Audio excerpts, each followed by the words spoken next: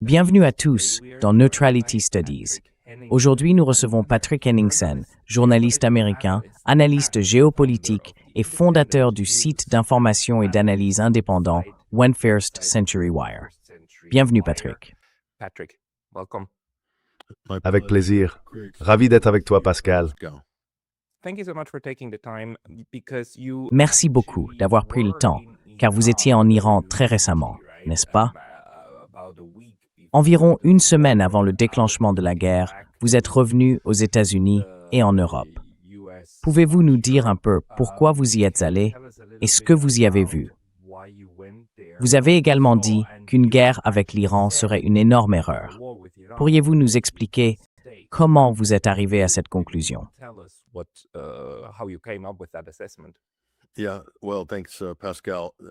Oui, eh bien, merci, Pascal. Commençons par là.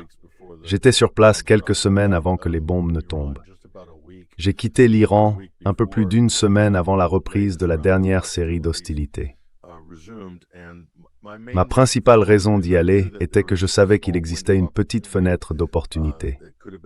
Le pays pouvait être attaqué à tout moment, et les États-Unis positionnaient leurs forces navales dans la mer d'Arabie et le golfe d'Oman, tandis que l'administration Trump proférait des menaces. En même temps, ils participaient à ces négociations nucléaires qui, si l'histoire nous apprend quelque chose, pouvaient très bien servir de couverture pour une nouvelle attaque surprise. Les Iraniens le comprenaient, mais ils étaient obligés de suivre la procédure.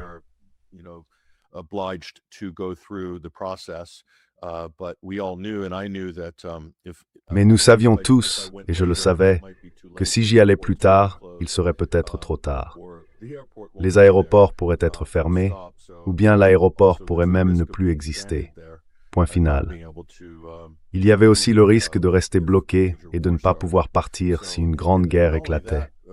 Et pas seulement cela, Pascal, mais j'ai compris dès décembre et janvier que le récit de ces manifestations, prétendument ce massacre de 30 000 manifestants démocratiques et pacifiques, était si important parce que je savais, d'après les guerres précédentes, que cela servirait de cause morale, de justification morale à la guerre, que la moitié de la population américaine y soit opposée ou non. Cet argument moral de fond est vraiment essentiel. Ils ont fait la même chose avec Saddam Hussein. Ils ont fait la même chose avec Muammar Kadhafi.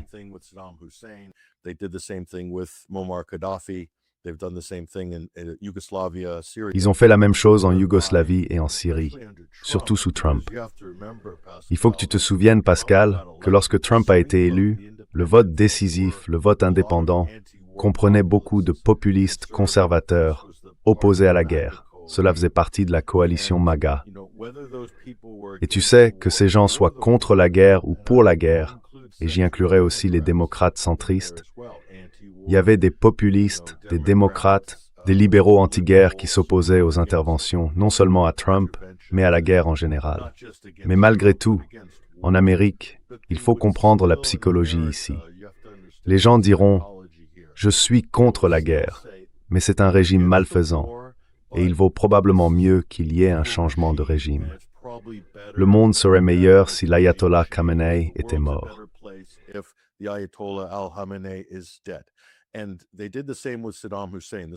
Et ils ont fait la même chose avec Saddam Hussein. C'était l'argument britannique. Eh bien, nous regrettons la guerre, mais comme l'a dit Tony Blair, on ne peut pas dire que le monde ne soit pas un meilleur endroit sans Saddam. Ce récit est donc vraiment important. J'avais besoin de savoir si cela s'était réellement produit ou non. J'ai eu la chance d'avoir accès à certaines preuves de la police sur place et d'examiner les dégâts causés par ces émeutiers et agents provocateurs. Ils ont brûlé des policiers iraniens non armés. Les forces anti-émeutes ne portent pas d'armes. Comme beaucoup de forces anti-émeutes en Europe, elles ne sont pas armées. Elles portent des boucliers, des matraques et des casques. Beaucoup d'entre eux ont été brûlés vifs. J'en ai compté 8 d'après les preuves que j'ai vues. C'était vraiment violent, ces émeutes. Voilà.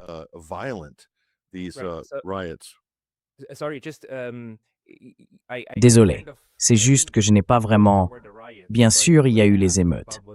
Mais quand je t'ai demandé ce que tu avais vu là-bas, J'ai oublié que tu y étais allé juste après les émeutes et avant la guerre, dans cet intervalle, cette période-là. Donc tu essayais d'enquêter sur les émeutes. C'était la principale raison de ton voyage.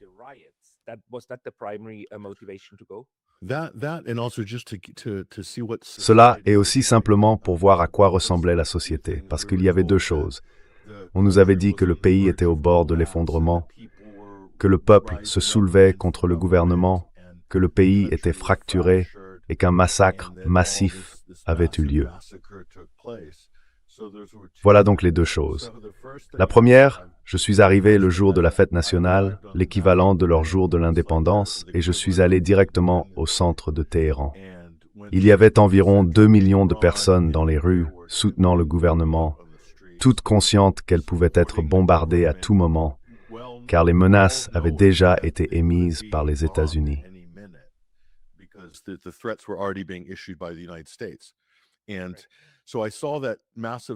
Et donc, j'ai vu ce soutien massif, cette solidarité massive envers le gouvernement, envers le guide suprême. Et à ce moment-là, on savait que, du moins cette partie du récit occidental, était totalement fabriquée. Plus tard, nous avons eu le temps d'examiner les bus incendiés, les véhicules des services d'urgence brûlés, les pompiers et les infirmières qui avaient été tués. Des centaines de policiers ont été assassinés. Beaucoup de passants innocents ont également été tués. Certains policiers ont été brûlés vifs, de l'essence versée sur eux, puis enflammée par ces soi-disant manifestants pacifiques venus dans le sillage de protestations économiques légitimes en décembre. Il s'agissait de la classe des commerçants, des négociants, et ainsi de suite, qui protestaient à cause des sanctions et de l'effondrement de la monnaie provoqués de l'extérieur, soit dit en passant.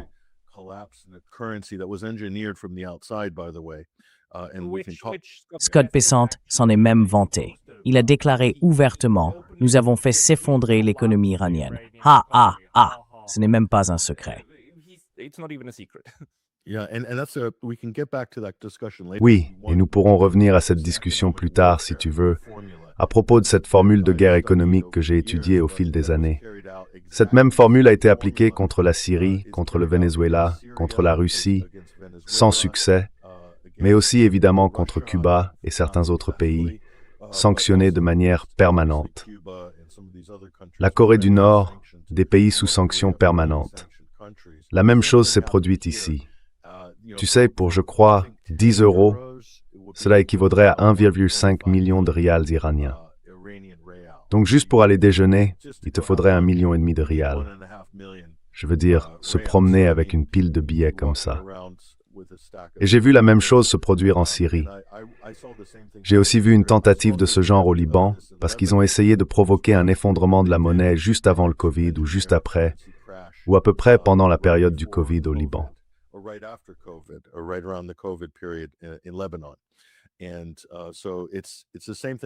Donc la même chose s'est produite ici. Quoi qu'il en soit, c'était une manifestation légitime qui a été rapidement récupérée et détournée, largement par des forces extérieures. Les preuves le suggèrent. J'ai aussi vu en Syrie, pendant le printemps arabe, comment ils parvenaient à exciter les foules, en partie en distribuant de la drogue.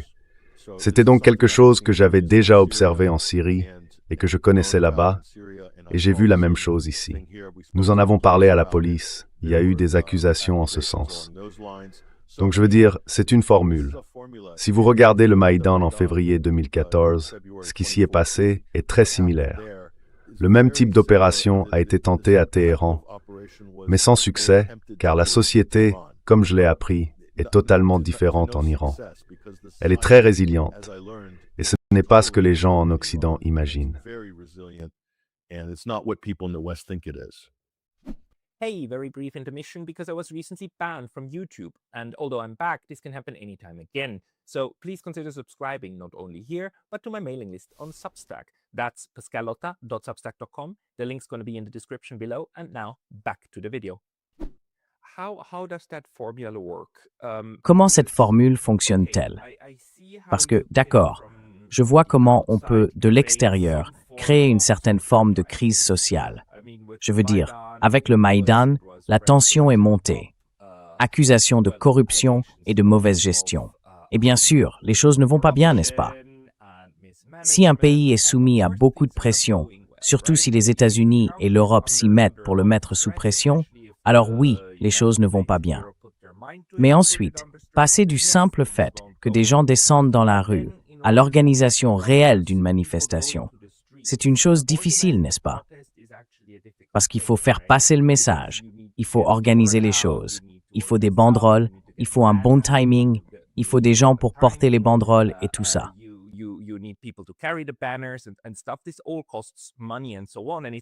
Tout cela coûte de l'argent et c'est un effort d'organisation.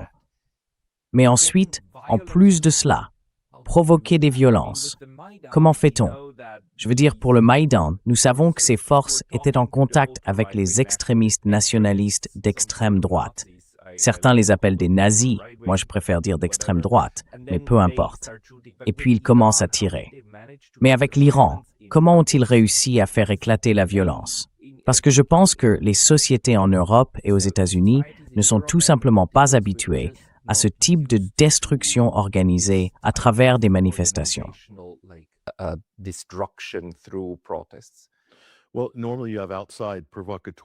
Eh bien, normalement, il y a des provocateurs extérieurs, des personnes clés qui arrivent sur place. Ils sont très compétents, très bien formés. Nous avons vu cela à Homs, au début de la déstabilisation de la Syrie, où des tireurs d'élite tiraient dans la foule, touchant à la fois des manifestants et des policiers, ou utilisaient la foule comme bouclier humain pour tirer sur la police et provoquer des tirs en retour. Cela s'est également produit à Maïdan et ailleurs. Les preuves suggèrent, et il existe des travaux évalués par des pairs à ce sujet. J'ai peut-être même interviewé l'auteur de ce récent livre sur ces provocateurs et tireurs d'élite, que des hommes armés ont été amenés pour provoquer l'échange de tirs.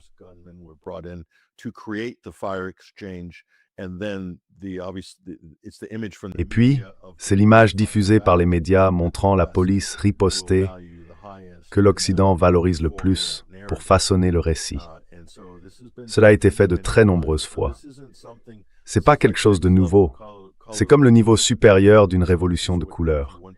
Donc si l'on veut vraiment faire monter d'un cran une révolution de couleurs, la révolution des roses, la révolution orange ou autre, et la rendre violente, il existe des tactiques précises qui sont déployées, et celles-ci l'ont clairement été. C'était comme un copier-coller d'autres révolutions similaires, des études de cas que nous avons examinées dans d'autres pays.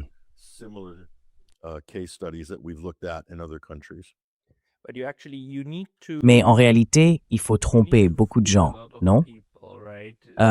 Tu leur donnes de l'argent et tu leur dis « Allons faire une manifestation pacifique ». Et au final, tu commences à leur tirer dans le dos pour obtenir le bain de sang dont tu as besoin, n'est-ce pas? Ça en fait partie, je suppose.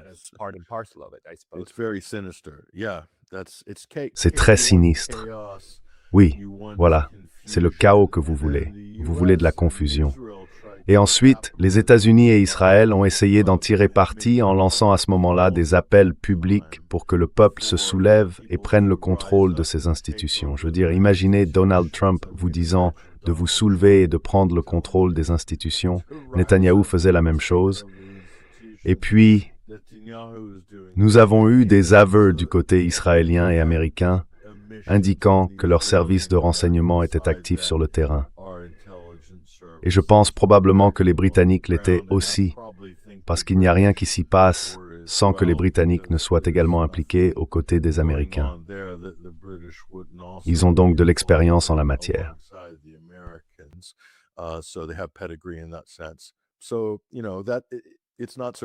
Donc, ce n'est pas surprenant. Mais la véritable surprise, c'est que l'Iran ait réussi à se rétablir, à maintenir l'ordre et à contrôler la situation, et aussi à intercepter les terminaux Starlink qui avaient été envoyés. Ils ont coupé l'Internet, et cela a très vite calmé les choses. Les accusations venues de l'Occident disaient « Oh, regardez, ce régime dictatorial coupe l'Internet parce qu'il est contre la liberté d'expression. » Non. Eh bien, ils ont coupé l'Internet pour empêcher les organisateurs qui coordonnaient avec des forces extérieures. Et nous avons entendu dire que l'Allemagne était un centre d'organisation. Je suppose que les bases américaines là-bas, Stuttgart et Ramstein, ainsi que la grande station de la NSA, étaient impliquées.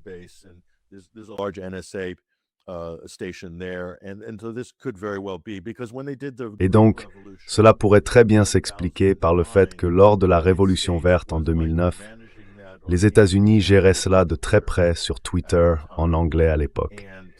Et ils utilisaient massivement, c'était avant l'apparition de ces grandes API, que l'on peut aujourd'hui se procurer facilement pour gérer plusieurs comptes.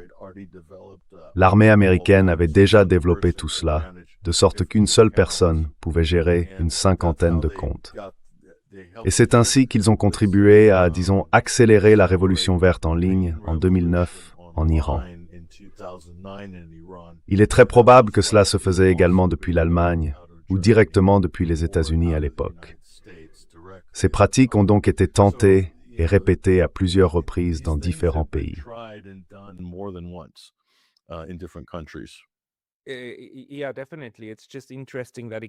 Oui, tout à fait.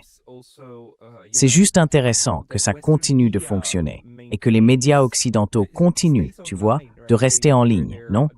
Ils s'en tiennent au récit et continuent de suivre, de retomber dans la même stupide mise en scène encore et encore. Même si je dois dire que cette fois, les médias européens, si je compare la guerre actuelle à celle contre l'Irak, sont plus critiques. Mais malgré tout, ce que tu viens de décrire, ce genre de « Oh, nous sommes contre la guerre », mais il faut se débarrasser des mollahs, revient sans cesse dans les émissions de débat et ailleurs.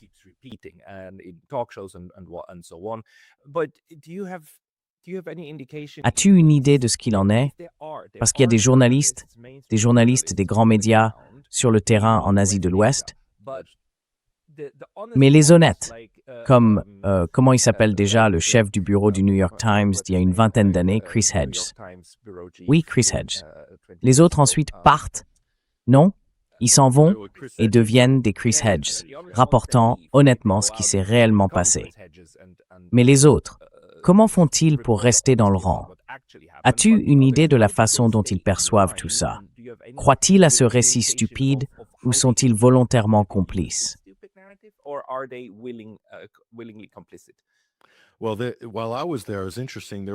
Eh bien, pendant que j'étais là-bas, c'était intéressant. Il y avait 3 journalistes des grands médias présents en même temps que moi, un de la BBC, un de Sky News et Richard Engel. Et puis je crois qu'il y avait aussi Frederick Pleitgen de CNN, qui fait en fait un travail plutôt correct, vous savez, un journalisme objectif pour CNN. Donc je pense que c'est l'un des meilleurs. Mais le journaliste de la BBC, le même jour de rassemblement national où j'étais, la BBC a publié un reportage disant que des gens scandaient « mort au régime ». Et je me suis dit, où est-ce que ça se passe? Parce que ça se produit certainement pas ici. Alors peut-être qu'ils ont trouvé un groupe de personnes ou qu'ils ont mis en scène une situation, je ne sais pas. Mais Richard Engel, lui, est vraiment un routier du métier.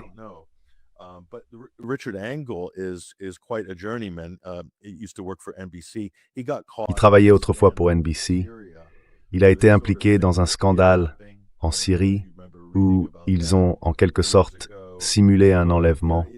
Je ne sais pas si tu te souviens d'avoir lu quelque chose à ce sujet il y a des années, mais tu sais, ce sont des vétérans, disons des spécialistes de la guerre de l'information dans les médias traditionnels. Donc je ne veux pas trop entrer dans le détail de ces reportages, c'est assez incroyable. Mais tu sais, ces gens des grands médias parviennent à se glisser dans ces situations, et certains d'entre eux sont vraiment à la limite.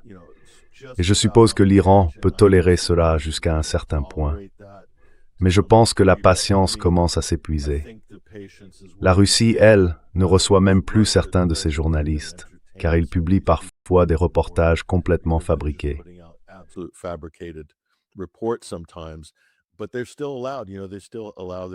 Mais ils sont toujours autorisés. Vous savez, ils laissent encore le correspondant de la BBC à Moscou ou Matthew Chance de CNN circuler librement et faire comme d'habitude. Mais je pense que les gens deviennent plus lucides face à ces reportages, car il existe désormais une bonne variété de sources à consulter et à comparer. Ils se rendent compte de ce que les médias traditionnels essayent d'imposer. Leur bilan est tout simplement désastreux surtout en temps de guerre. C'est alors qu'on commence à voir apparaître la véritable propagande. Quand les tirs commencent et que vous savez, tout part en vrille, il suffit d'attendre pour voir qui va vraiment s'y mettre et diffuser les pires formes de propagande.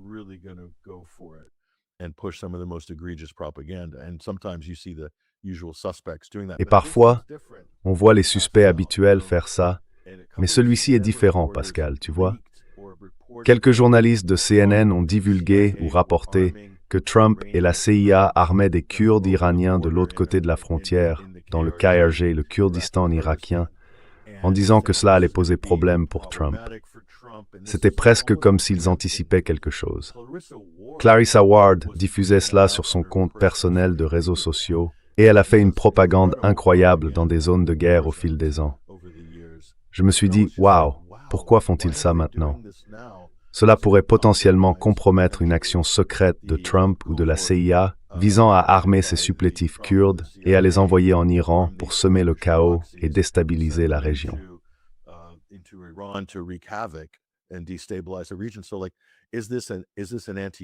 Alors, est-ce que c'est un truc anti-Trump aux États-Unis? Est-ce que ce sont des journalistes qui, d'une manière ou d'une autre, ont eu une révélation et font enfin du vrai journalisme? C'est vraiment difficile à dire. Ou bien est-ce lié au changement de direction à CNN? Je ne sais pas. Mais on a vu, je crois que c'était Natasha Bertrand et Clarissa Ward, publier cette histoire, et j'ai été choqué, parce qu'elles ont toujours été, en gros, des reines du changement de régime et des guerrières de la propagande pour le Pentagone au fil des années. Et d'une certaine manière, on a vu une rupture dans certaines parties de la couverture médiatique traditionnelle de ce conflit, quelque chose que j'avais jamais vu de mon vivant. Donc, c'est quelque chose de nouveau.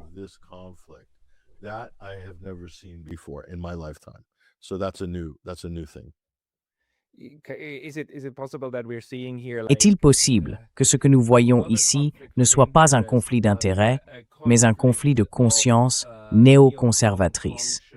Des personnes qui veulent réellement cette guerre, mais qui, d'un autre côté, n'arrivent tout simplement pas à se résoudre à soutenir complètement Trump parce qu'au fond, elles se rangent du côté opposé du parti unique.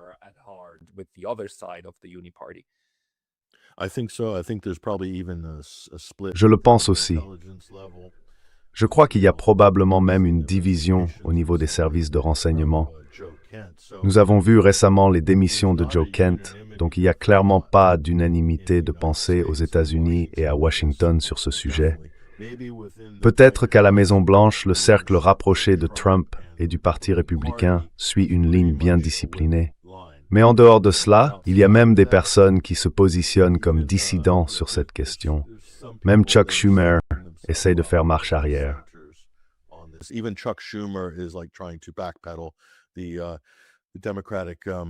Le chef de la minorité démocrate au Sénat essaie de faire marche arrière, disant en gros que cette guerre est illégale et que nous devrions invoquer la loi sur les pouvoirs de guerre. Un peu trop peu, trop tard, à mon avis, car ils auraient pu pousser cela avant la guerre. Ils auraient pu organiser ce vote avant la guerre. Mais les démocrates ont traîné les pieds, y compris Chuck Schumer. Maintenant, ils essayent de se présenter comme opposés à la guerre illégale de Trump. C'est donc la politique habituelle. Mais non, je pense qu'il y a clairement des opinions divergentes et des gens mécontents dans les rangs.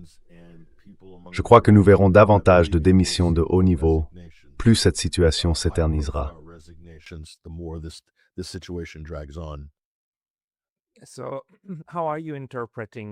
Alors, comment interprètes-tu la situation?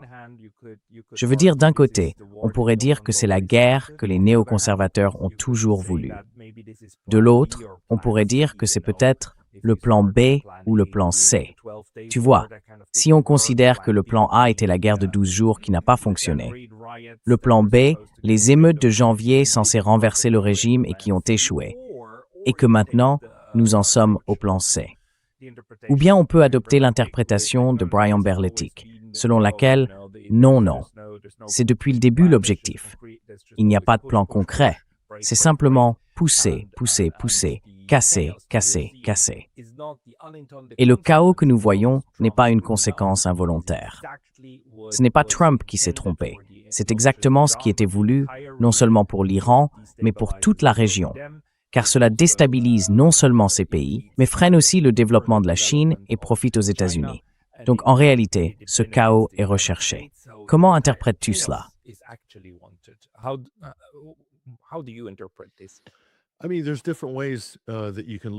Je veux dire, il y a différentes façons de voir les choses selon l'angle sous lequel on se place. Moi, je suis américain, je suis ici en Amérique en ce moment, je vote aussi, donc je fais partie du processus politique même si je suis journaliste.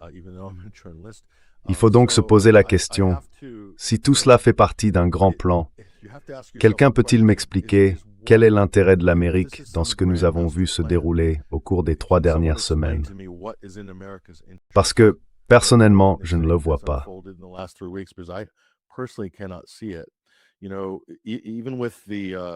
Tu sais, même pendant la période néoconservatrice, ce moment unipolaire depuis la fin des années 1990, après le 11 septembre, jusqu'à la guerre d'Irak, beaucoup de gens regardent cela et se demandent, eh bien, qu'est-ce que les États-Unis ont réellement gagné de l'Irak et de toute cette décennie, de ce fiasco complet? Oui, certaines entreprises se sont clairement enrichies. Des sociétés comme Balfour Beatty, Halliburton, toutes ces entreprises qui reconstruisaient l'Irak, le complexe militaro-industriel. Oui, elles se sont toutes enrichies. L'Afghanistan, même chose. Cela a permis à l'OTAN de rester hors zone et pertinente. Mais à long terme, cela a vraiment nui à l'OTAN et aux efforts des États-Unis là-bas.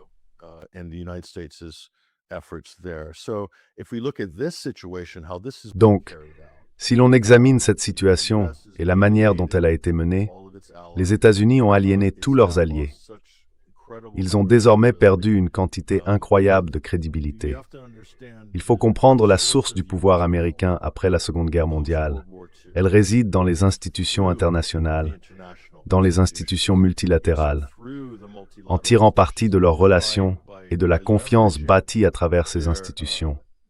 Que les États-Unis respectent ou non le droit international importe peu. Nous pourrions en discuter. Il existe évidemment 2 niveaux de droit international. Ceux qui disent « Oh, le droit international est mort, alors oublions-le ». C'est pas vrai. Les États-Unis, Israël et la Grande-Bretagne ne le respectent peut-être pas, mais le reste du monde, lui, le fait, et il y est obligé. Ils exigent que nous le suivions.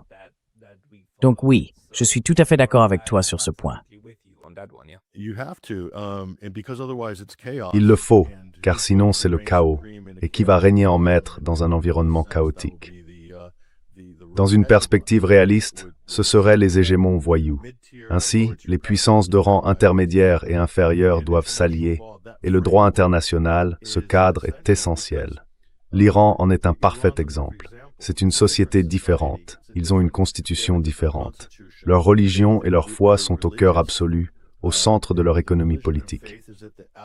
Ce n'est pas la même chose qu'aux États-Unis. Ce n'est pas la même chose que dans les pays européens. Il faut donc un système ou un réseau intermédiaire où les pays peuvent communiquer et résoudre leurs différends. Et c'est cela, le système international. Que les États-Unis l'aient bafoué ou non, il existe pour que différents pays puissent se rencontrer à mi-chemin, qu'il y ait un cadre commun, diplomatique, et ainsi de suite.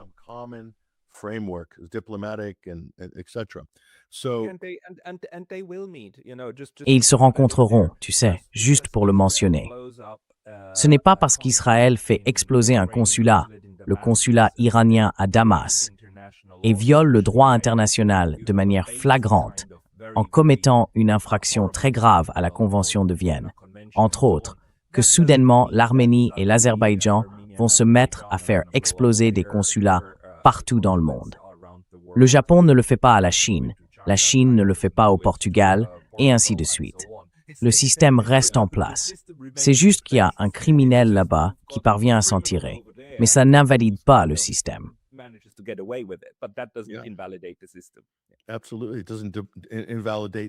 Cela n'invalide pas les succès diplomatiques obtenus au fil des années.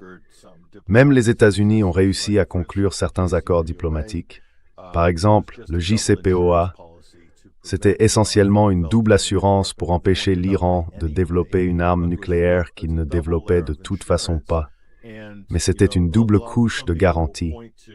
Et vous savez, certaines personnes se réfèrent au document de la Brookings Institution de 2010, Which Path to Persia, en soulignant un passage précis et en disant « Regardez, ils avaient prévu de saboter le JCPOA et d'en rejeter la faute sur les Iraniens. C'était le plan depuis le début. » Eh bien, écoutez, il a fallu 2 ans pour mettre cet accord sur pied. Il avait des garants, la Russie, le P5+1, tous les pays européens, les États-Unis. Beaucoup de gens y ont investi énormément de capital politique pour le faire fonctionner.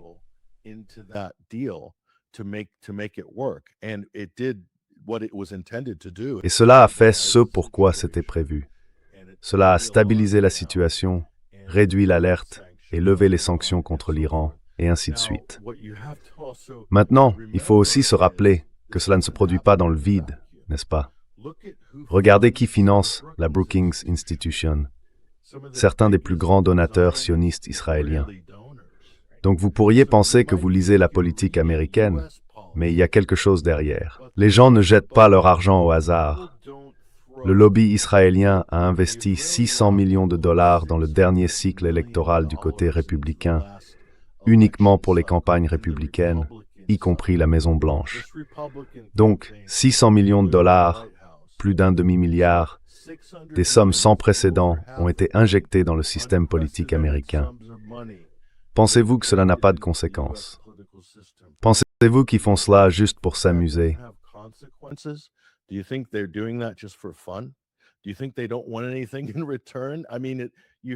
Penses-tu qu'ils ne veulent rien en retour? Je veux dire, il faut vraiment vivre dans un déni total pour ne pas se rendre compte que lorsque l'État d'Israël a été créé par les Britanniques, c'était clairement un avant-poste impérial, une tête de pont pour les ambitions anglo-impériales dans le cadre du Grand Jeu, et aussi une question de contrôle du pétrole transitant par le canal de Suez, et ainsi de suite. Ensuite, les Américains ont pris la tutelle de l'État d'Israël, je dirais après la crise de Suez. C'est à ce moment-là que cette phase a commencé. Le point important ici, c'est que oui, c'est la queue et non le chien. L'Empire américain est le chien. Mais avec le temps, sur 50 ou 60 ans, cette queue est devenue quelque chose d'énorme. Elle a métastasé et menace désormais la santé du chien.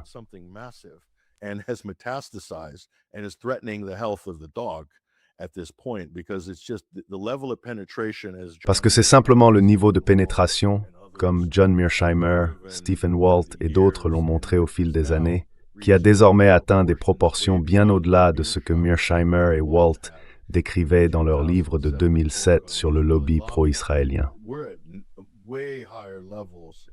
Nous sommes aujourd'hui à des niveaux bien plus élevés en termes d'influence et d'argent injecté dans ce système.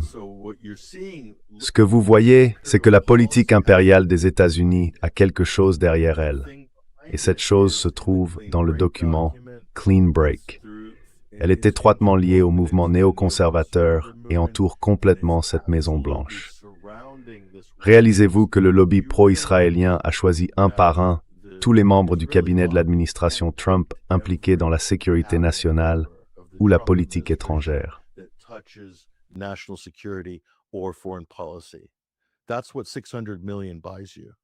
Voilà ce que 600 millions de dollars vous achètent.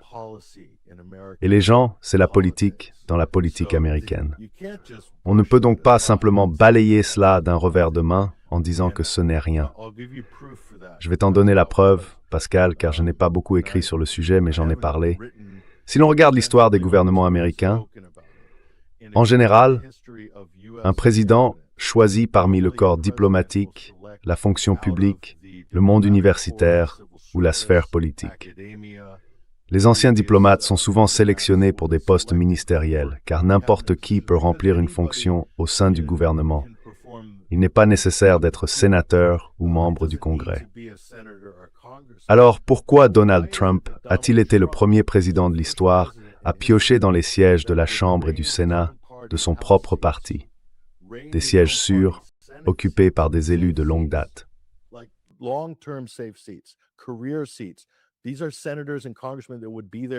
Ce sont des sénateurs et des membres du Congrès qui resteraient en poste jusqu'à leur mort, comme Nancy Pelosi.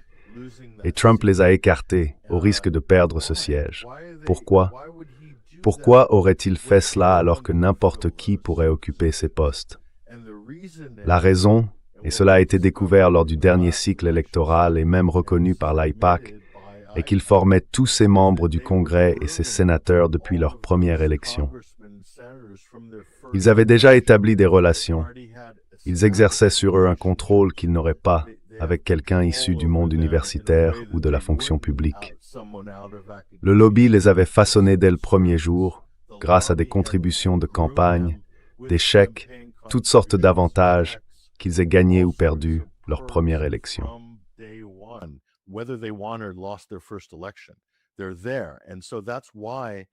Ils sont là. Et c'est pourquoi ces listes restreintes ont été remises à Howard Lutnick et Jared Kushner, deux fidèles pro-israéliens, surtout Kushner. Ils ont dirigé l'équipe de transition pour le cabinet de Trump. Mary Madison y a participé, tout comme les grands donateurs, probablement Ronald Lauder et d'autres. Nous sommes donc face à quelque chose qui ne s'est jamais produit dans l'histoire des États-Unis. Et je vais le prouver, car l'un des plus grands donateurs de l'administration Obama en 2008 était Wall Street. Citibank a fourni la liste restreinte pour le cabinet d'Obama. Et presque tous les noms de cette liste ont fini par en faire partie. Et c'est à ce moment-là que Larry Summers est devenu secrétaire au Trésor, n'est-ce pas? Oui. C'était peut-être Timothy Geithner. Cela aurait aussi pu être Tim Geithner et Hank Paulson. Il faudra que je vérifie cela. Donc en gros, je veux dire, oui. Les donateurs ont eu leur mot à dire dans la liste restreinte. Oui, c'est logique. Ainsi, la queue est devenue incontrôlable, et cette queue fait clairement bouger le chien. Il y avait 100 façons différentes de contenir l'Iran si l'objectif avait été la domination. Les États-Unis ont désormais abandonné leur présence autour du Golfe Persique et ne pourront plus maintenir la suprématie militaire et le positionnement qu'ils avaient autrefois à cause de ce qu'ils ont fait. Le risque immense. L'imprudence de cette guerre d'agression non déclarée et non provoquée menée avec Israël. Et je ne vois pas en quoi cela sert l'Empire américain. Je pense qu'ils se sont infligés plus de tort, à l'étranger comme chez eux, à la suite de ce que nous avons vu. Je ne vois donc pas comment cela s'intègre dans le plan directeur de la domination impériale américaine. Je pense que nous sommes en train d'observer autre chose ici.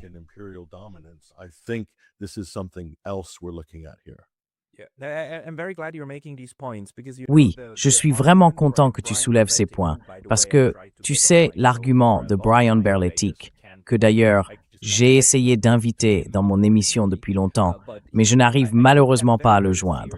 Je le prends très au sérieux. Je pense qu'il essaie de montrer que même s'il n'y a pas une approche téléologique à proprement parler, il existe des plans, des documents de politique qui l'exposent clairement, des gens qui l'expliquent, et ensuite des actions en aval qui commencent à correspondre à ce qui s'est passé à l'époque. Donc on a bien une sorte de courant directeur, non?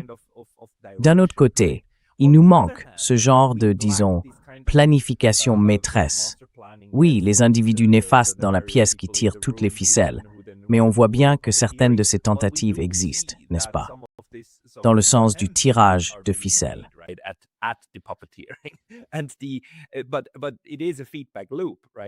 Mais c'est une boucle de rétroaction, non?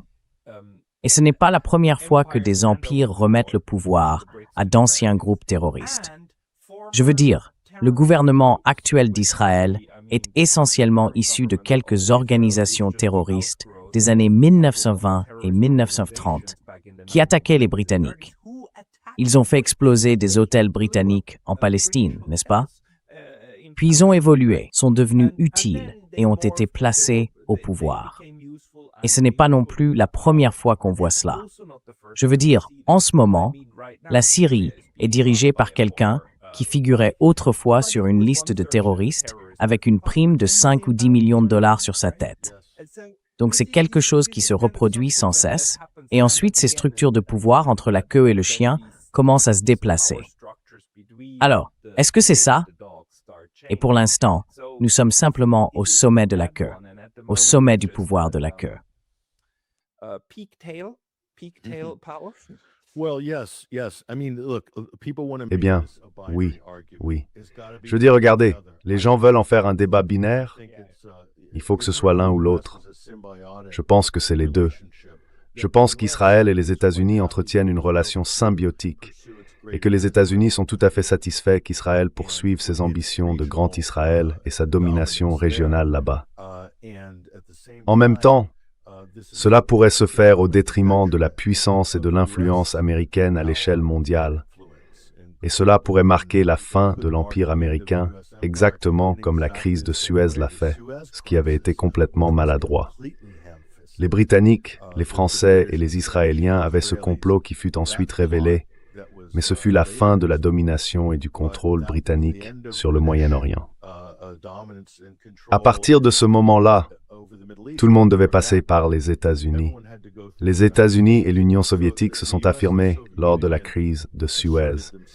Et cela a effectivement changé l'ordre mondial à partir de ce moment.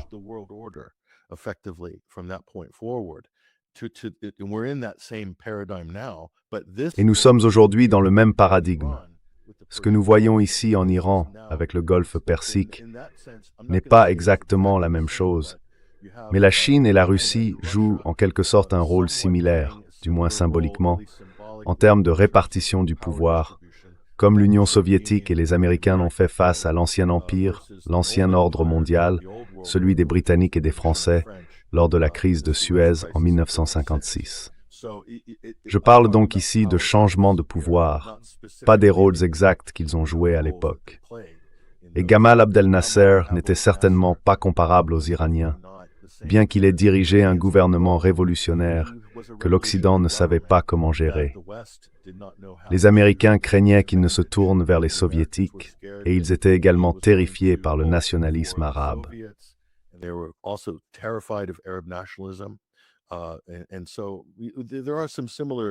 Et donc il y a là certains thèmes similaires.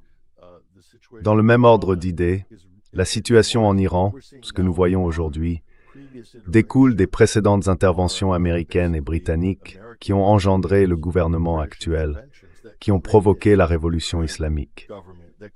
Parce qu'il faut se souvenir, oublions le coup d'État de 1953. Tout le monde sait que c'est plus ou moins simple à analyser comme un coup d'État. Le renversement de Mohammad Mossadegh et l'installation d'un monarque factice, un despote, le Shah d'Iran. Mais ce qui s'est passé à la fin de 1969 est en réalité plus intéressant, car à cette époque, sous Jimmy Carter, les Américains étaient terrifiés à l'idée que les Iraniens prennent une orientation communiste ou socialiste, qu'ils s'allient immédiatement avec l'Union soviétique. Et cela était tout simplement inacceptable.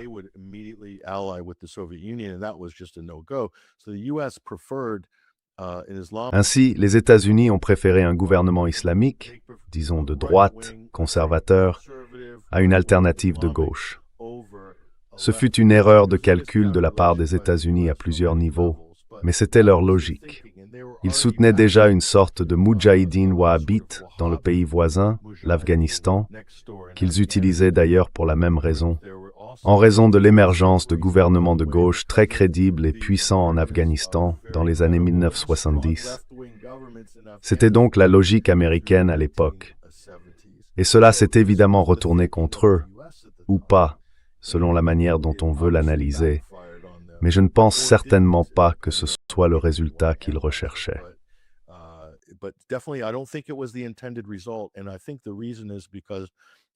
Je pense que la raison, c'est que les Américains, les Britanniques et les Européens ne mesurent pas vraiment la profondeur de cette civilisation. À quel point la société et l'élément religieux en Iran sont enracinés. On parle, rien que du côté islamique, de siècles d'histoire. Mais au-delà de cela, avec l'identité perse du peuple, il s'agit d'une civilisation vieille de 5000 ans, surtout avec le renouveau islamique de l'intellectualisme chiite. Ce nouveau type d'islam politique apparu en 1969, il s'est diffusé à l'échelle mondiale et a eu un grand impact au Pakistan voisin également. Et tu sais, les Américains ne peuvent pas comprendre cela. Je vais te dire pourquoi, Pascal. Parce que les Américains et les Occidentaux sont cyniques.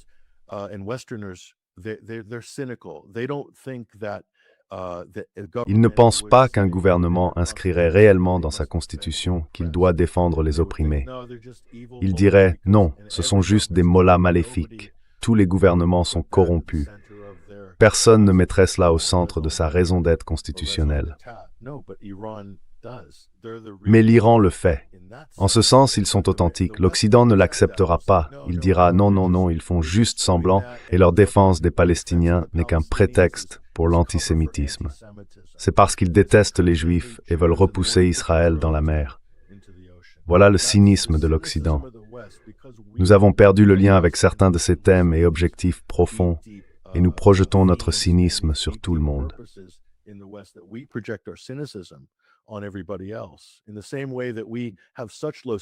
De la même manière que nous avons aujourd'hui des normes si basses pour nos dirigeants politiques en Occident, nous projetons ce même standard sur tout le monde. Et ce n'est pas vrai. D'autres pays ont des exigences bien plus élevées quant à ce qu'ils acceptent comme dirigeants de leur nation. La Russie en est un bon exemple. C'est donc l'une des différences. Et l'Occident ne le fera jamais. Je ne pense pas qu'il en soit capable. Je ne pense pas que nous soyons capables, en Occident, de saisir encore certains de ces concepts. Je crois que les générations précédentes le faisaient davantage et que les Britanniques comprenaient certainement beaucoup de ces choses à l'époque où ils avaient ce qu'ils appelaient un Arab Camel Corps au sein du Foreign Office. Mais aujourd'hui, au XXIe siècle, je ne le vois tout simplement pas dans les discours ou les commentaires venant de l'Occident.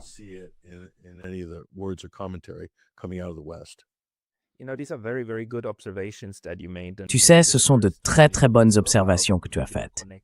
Et peut-être que la première concerne aussi le lien entre 1969 et 1989, l'Iran et l'Afghanistan. J'ai eu une conversation très intéressante avec David Gibbs, un professeur à l'Université de l'Arizona, qui a souligné que les États-Unis, juste avant que les Soviétiques n'envahissent réellement l'Afghanistan, avaient soutenu les communistes. Parce que c'était eux qui détenaient le plus de pouvoir en Afghanistan et qui avaient le plus de potentiel pour déstabiliser les Soviétiques. À tel point que les communistes soviétiques ont dit aux communistes afghans « Calmez-vous, votre agitation révolutionnaire devient incontrôlable. » Et bon, ça c'est une chose. D'un autre côté, bien sûr, il y a eu l'implication de la CIA en 1969 et le soutien, je veux dire la révolution iranienne. Si on veut la simplifier, c'était comme deux factions qui se rejoignaient. La faction religieuse et la faction jeune, étudiante, révolutionnaire, plutôt de gauche, n'est-ce pas?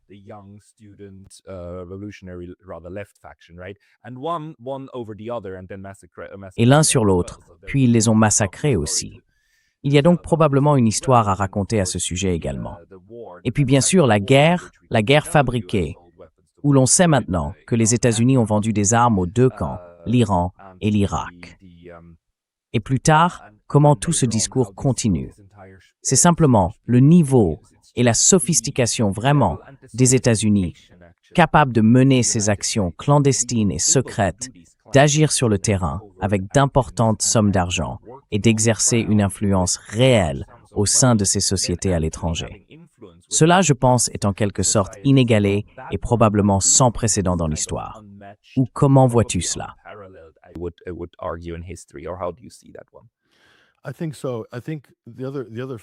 Je le pense aussi. Je crois qu'un autre facteur important, et tous les éléments que vous avez mentionnés sont essentiels à cet égard, c'est que si l'on regarde, comparons le gouvernement islamique en Iran. D'accord, c'est un gouvernement révolutionnaire, c'est un gouvernement dynamique, c'est un gouvernement vivant. Après 47 ans, il a encore conservé sa vigueur en tant que gouvernement révolutionnaire. Et on peut observer quelque chose de similaire avec la révolution bolivarienne également, particulièrement au Venezuela, mais on pourrait aussi y inclure la Bolivie jusqu'à récemment, et aussi le système baathiste entre l'Irak et la Syrie. Les États-Unis, l'Occident et Israël ont eu beaucoup de mal à les soumettre et à les briser.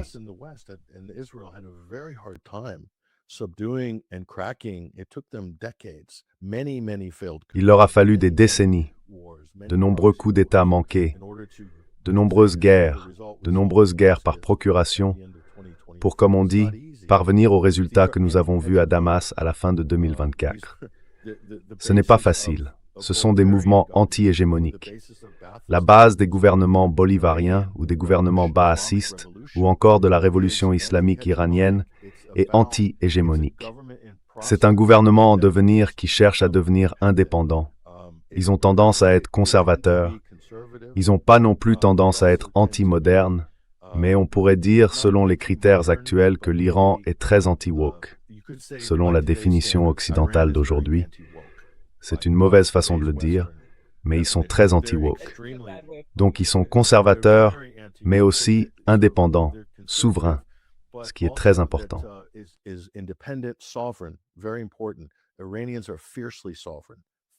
Les Iraniens sont farouchement attachés à leur souveraineté, farouchement.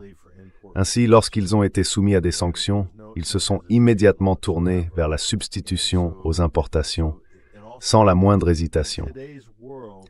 Et puis, dans le monde d'aujourd'hui, si l'on n'est pas indépendant sur le plan énergétique, il faut céder une certaine part de sa souveraineté. L'Iran est énergétiquement indépendant. L'objectif de son programme nucléaire, le programme civil, découlait des sanctions sur le pétrole, car ils avaient compris que leur pétrole ou leur gaz pouvait être mis hors service en cas de guerre. Ils devaient se prémunir afin d'assurer la production d'énergie de base nécessaire au fonctionnement du pays. Ce n'était donc pas nécessairement pour développer des armes nucléaires, mais c'est ainsi que l'Occident l'interprète.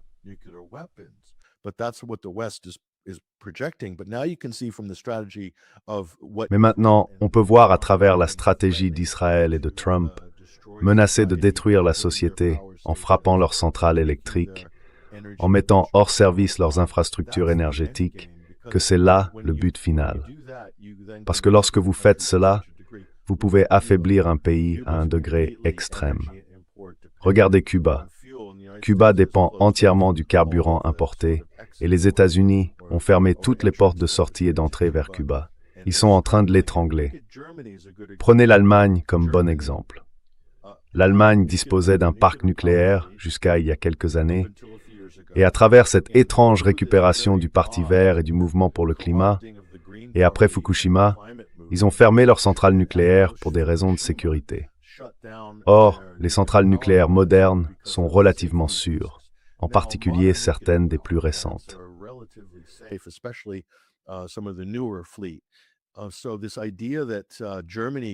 Donc, cette idée selon laquelle l'Allemagne pourrait décliner comme le Japon après Fukushima n'est tout simplement pas un argument crédible.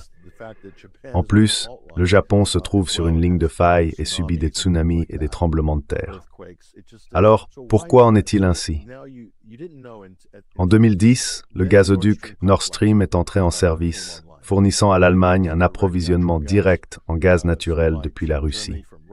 Puis il y a eu le soi-disant sabotage de Nord Stream. Et à ce moment-là, où en était l'Allemagne? Eh bien, l'Allemagne a été contrainte d'acheter son GNL aux États-Unis à des prix bien supérieurs au marché. Mais ce n'est pas tout. Elle a dû relancer ses centrales à charbon. Et devinez quoi? Elle doit payer des taxes d'indulgence carbone pour le charbon, ce qui maintient le marché du carbone à flot là-bas.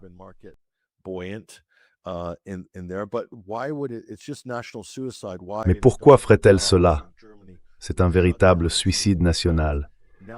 Pourquoi une puissance industrielle comme l'Allemagne fermerait-elle ses centrales nucléaires? Regardez maintenant l'Iran. On peut voir qu'il s'agit d'une stratégie. Je crois que la stratégie visait à faire tomber l'Allemagne. Les États-Unis voulaient la rabaisser d'un cran, affaiblir l'Union européenne et la rendre totalement dépendante de l'énergie américaine.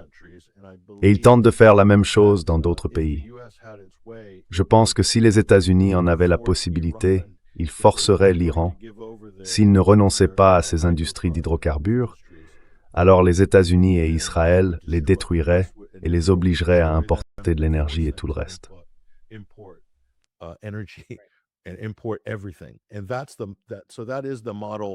Et c'est donc cela, c'est le modèle de dépendance coloniale ou de dépendance néocoloniale. Mais cela nous ramène à ce que nous disions plus tôt, la souveraineté. L'indépendance énergétique te donne la souveraineté. Et des pays comme la Syrie, les pays nationalistes arabes, les gouvernements révolutionnaires, ils sont farouchement souverains.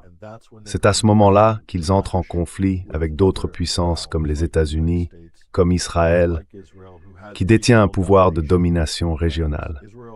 Israël veut créer une cité-État dans la lignée des empires de cités-États historiques, afin d'avoir un contrôle total sur le commerce et les flux d'échanges dans cette partie du monde, puis démilitariser tous ses voisins et les rendre complètement subordonnés à Jérusalem-Ouest.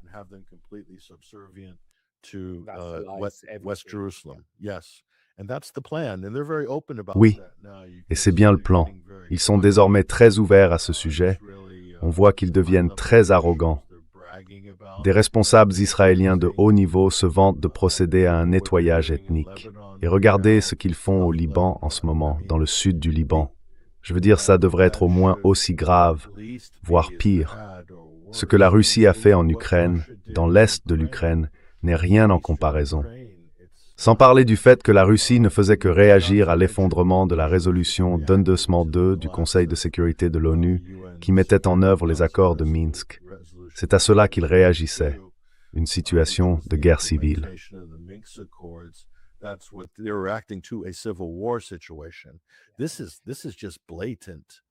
C'est tout simplement de la barbarie flagrante de la part d'Israël, et ils le font en plein jour.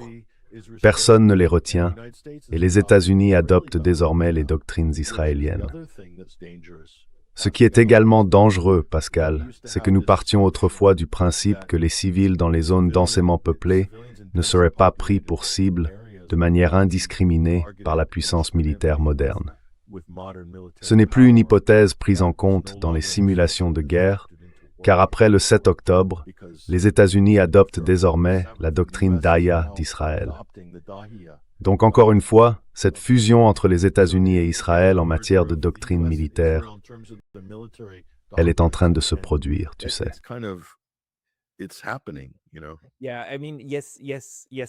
Oui, enfin, oui et non. Pour la partie non, je dirais que si l'on regarde la manière dont les États-Unis ont mené leur guerre par le passé, je ne pense pas qu'on puisse trouver un moment où ils ont sérieusement limité sur une longue période leur bombardement de civils. Je veux dire, la Seconde Guerre mondiale, l'Allemagne et le Japon, Hiroshima, Nagasaki, ils ne l'ont pas fait. Et en Corée, ils ne l'ont pas fait non plus. Ils n'essaient même pas de viser les installations militaires. Ils s'en prennent au centre-ville, n'est-ce pas, afin d'atteindre leurs objectifs.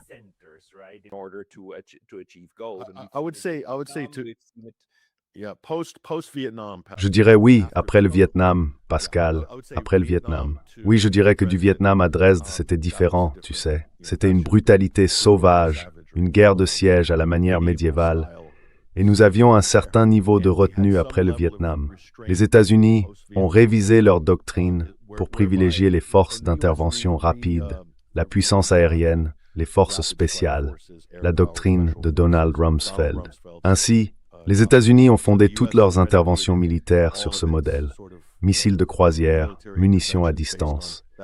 Mais maintenant, avec Trump, est-ce que c'est comme ça que ça va se passer? Ou bien allons-nous revenir à l'ancien modèle?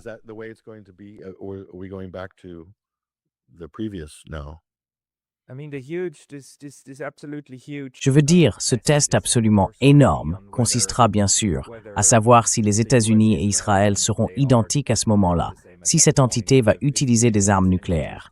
Parce que qu'Israël les utilise, ou que ce soit les États-Unis, cela se fera avec l'accord de l'autre. C'est certain, non? Oui, s'ils utilisent des armes nucléaires. Alors, nous devons supposer que les États-Unis passent d'une stratégie visant à vaincre l'autre camp à une stratégie visant à l'anéantir. Et dans une guerre d'anéantissement, nous verrons se reproduire les formes de ce qui s'est passé à Gaza, car Gaza est une mission d'anéantissement et d'extermination qui obéit à une logique différente. Aussi, parce qu'elle ne laisse évidemment plus aucune place à la cible de l'anéantissement pour négocier, n'est-ce pas? Donc,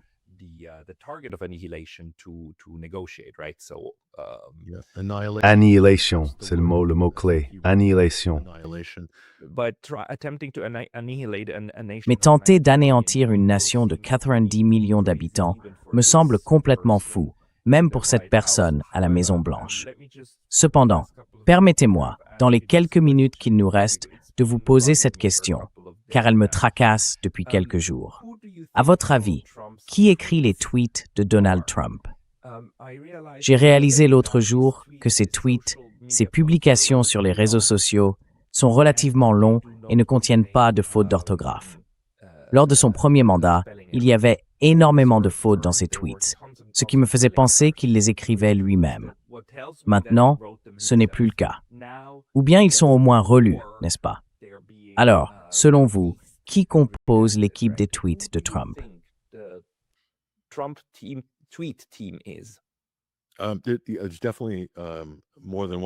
Il y a clairement plus d'une personne, et ils ont sans aucun doute un petit comité.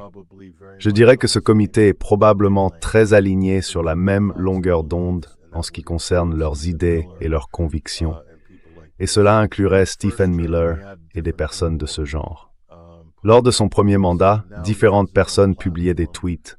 Et maintenant, il a sa propre plateforme appelée Truth Social, qui, tu sais, pour le moment, il utilise son compte sur les réseaux sociaux, à mon avis, juste pour jouer avec les marchés. Parce que regarde l'annonce qu'il a faite plus tôt lundi cette semaine. Il a dit « Oui, j'ai une réunion. Nous allons avoir des discussions avec les Iraniens. » et ainsi de suite.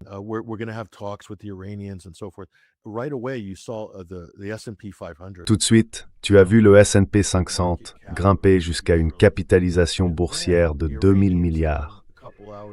Puis, quelques heures plus tard, les Iraniens sont sortis pour démentir en disant « Nous n'avons pas parlé à Trump. De quoi diable parlez-vous » Le marché s'est alors effondré de nouveau, perdant 1000 milliards de capitalisation. Donc, si tu es malin et que tu prends tes options d'achat avant l'annonce, tu peux gagner beaucoup d'argent sur la hausse, puis encore sur la baisse qui suit. Ensuite, ça remonte un peu à nouveau.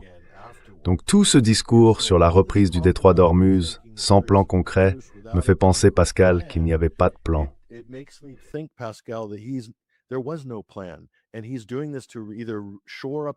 Et il fait cela, soit pour soutenir les marchés pétroliers, pour leur redonner un peu de valeur, soit pour empêcher les prix de trop grimper. Mais il y a aussi des gens qui gagnent énormément d'argent avec ça à Wall Street. Et je pense qu'il y a du délit d'initié. Je pense que ça se passe au niveau de la Maison-Blanche.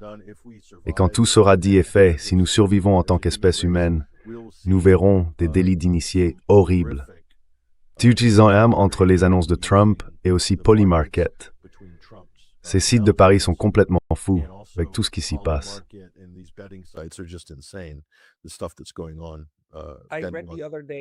J'ai lu l'autre jour sur les réseaux sociaux que le Congrès s'était accordé une exception en matière de délit d'initié.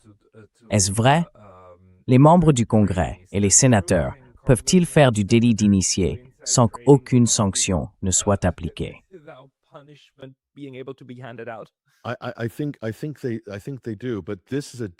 Je pense que oui, mais il s'agit d'un type différent de délit d'initié, car cela se situerait au niveau des politiques et de l'exécutif. Tout le monde sait que lorsque Trump publie quelque chose sur les réseaux sociaux, il y a forcément une réaction, et le marché bouge. En ce moment, les marchés sont extrêmement tendus, surtout en ce qui concerne les prix du pétrole et certaines matières premières du secteur de l'énergie. Il y a aussi l'hélium, l'IA, les semi-conducteurs, tout cela, même les engrais et l'agro-industrie. Tout est influencé par le détroit d'Ormuz. Donc toute annonce de Trump peut complètement provoquer des secousses sur le marché, dans un sens ou dans l'autre. Et si vous savez à l'avance ce qui va se passer et ce qui va être dit, vous pouvez surfer sur cette vague et gagner une somme d'argent colossale si vous êtes en mesure de faire le genre de pari que les institutions de Wall Street peuvent se permettre. Et je pense que c'est ce qui se passe. Oh my God, Oh mon Dieu, tu sais, est-ce que ce ne serait pas encore plus insultant si au final, il s'avérait que ce n'est pas une question de géostratégie ni d'Israël, mais simplement de Paris à l'échelle mondiale? Oui. Quoi qu'il en soit, tous ces éléments sont évidemment liés. Il est juste difficile de dire quels facteurs influencent les autres. Mais Patrick, c'était vraiment très très intéressant. Merci beaucoup pour les éclairages que tu as partagés avec nous. Pour les personnes qui veulent découvrir ton travail, quel est le meilleur endroit où aller? People who would want to find your work, where's the best place to go? Le principal centre est 21centurywire.com. C'est mon site web et notre plateforme médiatique. Nous existons depuis 2009. Je suis également co-présentateur sur UK Column News, qui est un média alternatif britannique très bien établi. J'y suis l'encre le vendredi. En plus, j'ai une émission le dimanche appelée The Sunday Wire, qui est en quelque sorte un récapitulatif hebdomadaire de beaucoup de ces sujets. Mais oui, 21centurywire.com. Vous trouverez tout là-bas. Et je suis aussi sur Substack, à patrickhenningson.substack.com. Donc vous savez, on pourra mettre ces liens dans la description ou autre. Oui, si vous m'envoyez les liens par email, je vais simplement les copier et les coller dans la boîte de description de la vidéo ci-dessous. Et nous vous inviterons certainement à revenir pour en discuter à nouveau. Patrick Henningson. Merci beaucoup pour votre temps aujourd'hui. Thank you very much for your time today. Avec plaisir. Ravi d'être avec toi, Pascal.